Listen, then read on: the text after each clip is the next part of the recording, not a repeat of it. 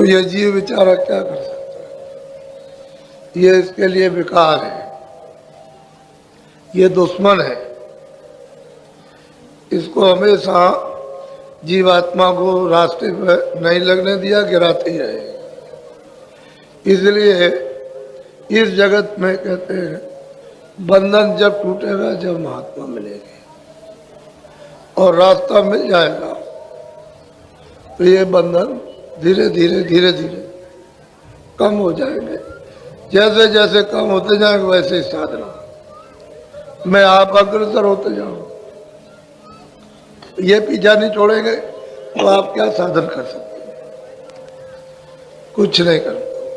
ये बंधन तभी टूटते हैं जब महापुरुष मिलते हैं। और ये मोटे बंधन है, ये जगत के गुरु भक्ति से काट।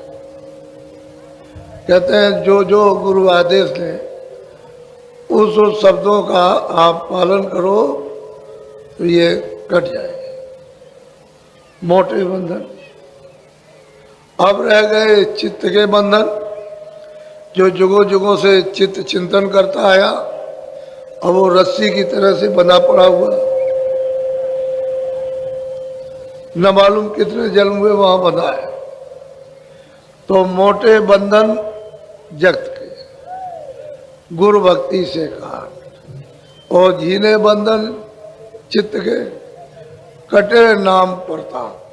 कहते हैं फिर सूरत को नाम के साथ जोड़ दो तो जितने भी झीने पहले के जमा जो भंडार है वो सब खत्म हो जाए, उन तारों से कट जाओगे, छुटकारा हो जाए।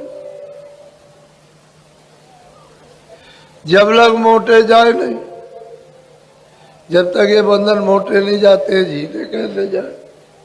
वो झीने चित्त के बंधन जा ही नहीं सकते। जब दिन रात आप वेद पढ़ते रहो, दिन रात पूजा पाठ करते रहो, दिन रात रामायण पढ़ो, दिन रात भागवत पढ़ो, दिन रात आरती करते रहो, ये जा ही नहीं सकते, ये जाएंगे नहीं। तो जब बाहर के नहीं जाएंगे तो अंदर के क्या जा सकते? ताते सबको चाहिए, सबको चाहिए जितने भी नित्य गुरु भक्त कमाए, हमेशा उनके आदेश का पालन करो, काम हो जाएगा, काम हो जाएगा। महात्माओं ने बहुत सरल सुलभ रास्ता अख्तियार किया जो सबकी समझ में आ जाए, वही तो वजह है। तो कल आपको बताया था कि मनुष्य मंदिर ये अमूलक है और दरवाजे पर आ गए हो।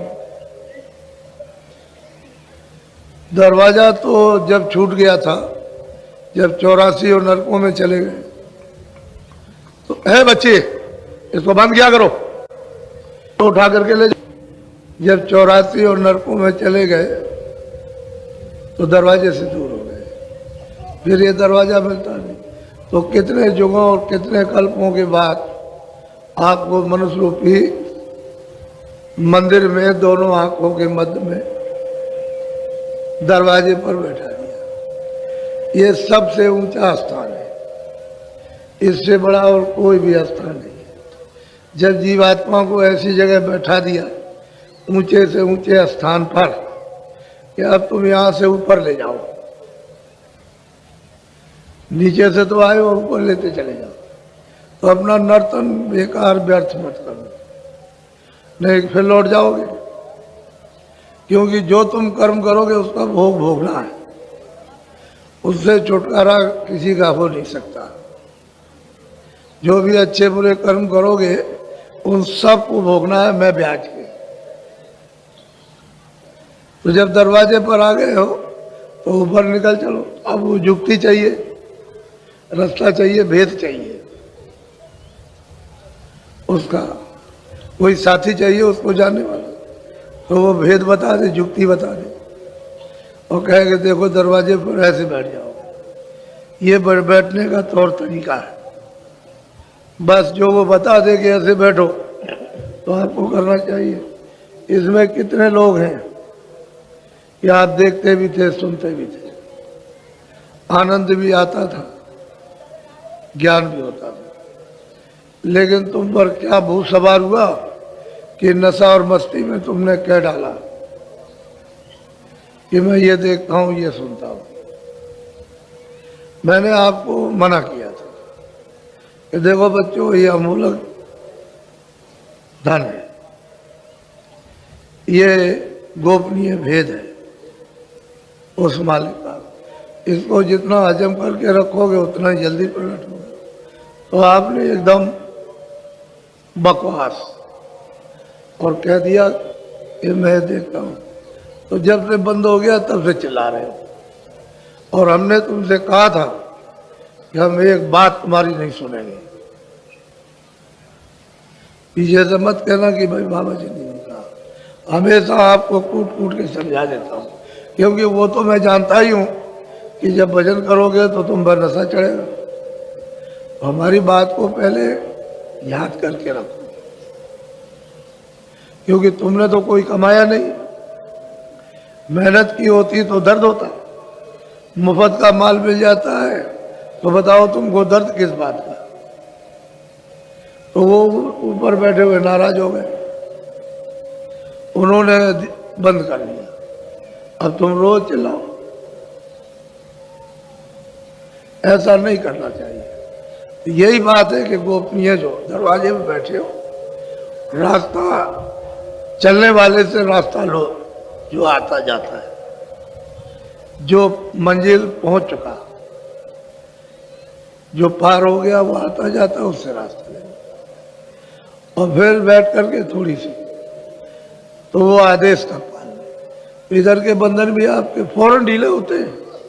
जैसे ही उधाव से ध्यान लगाओ, ये वो कम हुआ और इधर लगा, तो पहले तो गुरु की तरफ लगाना, ये उधर से हट जाए गुरु की तरफ लग जाए, तो गुरु क्या करता है, इधर लगा देता, फिर इधर लगाता है कि सूरत को नाम के साथ जोड़ना, उससे प्यार का लगा देता। तो दोनों काम बन गए कि इधर से हटे गुरु से लगाया, बंधन टूटे छूटे, और फिर उसके बाद में अंदर में सूरत और नाम के साथ जब जोड़ दिया तो वो बंधन ये भी छूट गया, बाहर का अब अंदर का हो गया। तो उनका काम अलग है और हम लोग उसको समझ नहीं पाते। जैसे किसी डॉक्टर, हम देखते हैं डॉक्टर के यहाँ जाओ ना तो पैर भी पटको और हाथ भी पटको, सिर भी पटको। ये बताओ डॉक्टर कैसे दवा देगा और औजार कैसे लगाएगा चीड़ फाड़ करने का? कि तू तो वहाँ हाथ भी पटक रहा है, सिर भी पटकता है, पैर भी पटकता है। तो मैं देखता हूँ कि तुम चुपचाप नहीं बैठ सकते हो, कि तुमको कुछ देना चाहते हो तो पैर भी पटकते हो और हाथ भी पटकते हो और अब गिरते और कूदते भी हो। ये क्या है? यह इससे मालूम होता है कि बड़े कर्म खराब, इसलिए कूदा फांदी हो रही है। अरे भाई कुछ चीज लो तो जरा सा धीरे से आस्तिकी से लेना चाहिए। लेकिन ये देखते हैं खुद भी परेशान और हमको भी परेशान करते हो। इतना नहीं जानते हो कितनी मेहनत करते हैं और फिर भी। तो असली बात यह है कि लेना नहीं आता, जो कहते हैं उसको सुनते रहे तो वो छूट जाते हो। वो महात्मा महापुरुष तो जब जब आते हैं देने के लिए आते हैं, वो कुछ नहीं रखना चाहते हो तो कहते हैं भाई निकल जाए किसी तरह से, ये यहाँ से तो अच्छा ही है। वो कब चाहते हैं कि तुम यहाँ रहो, लेकिन बस यही इसी जगह घिरे पड़े रहते बंधे हुए। ऐसा नहीं है, यहाँ तुम्हारा कुछ नहीं। ये बात बिल्कुल देखने में आती है, यहाँ किसी का कुछ नहीं है। अभी लड़के का समय हो जाए तुरंत चलो, उठा के लेगा गंगा जी में बहा दिया। किसका लड़का, किसका लड़का? किससे मोह करते थे, इससे करते थे। तो ये पड़ा है तो हम मोह कर लो, उसको फेंकने क्यों जा रहे हो? पत्नी है, उसका समय हो गया, चलो निकलो। पति का समय हुआ उसका, तुम्हारे सामने रोड घटना होती है, रोते चिल्लाते हो कुछ नहीं। ये कौन रो रहा? ममता रोए, ज्ञान नहीं रो रहा। ज्ञान में तो रोए नहीं जाता। अगर बुद्धि का भी विवेक हो जाए तो रोना होना